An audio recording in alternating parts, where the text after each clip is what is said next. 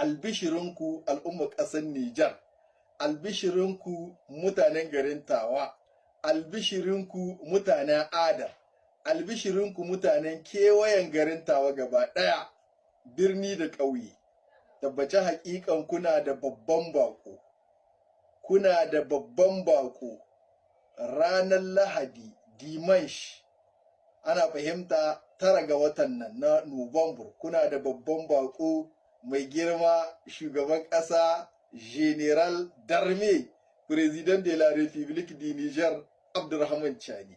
Za ya zo a cikin garin Tawa, insha Allahu.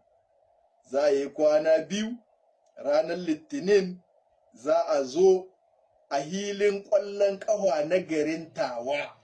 Za a haɗu ƙwai da kwarkwata, ya yi muna bayani mutanen ƙasar Tawa da kewaye da dukkan al'ummar ƙasar Nijar na cikin gida da na waje. Kai, Allah ka nuna mana wannan rana.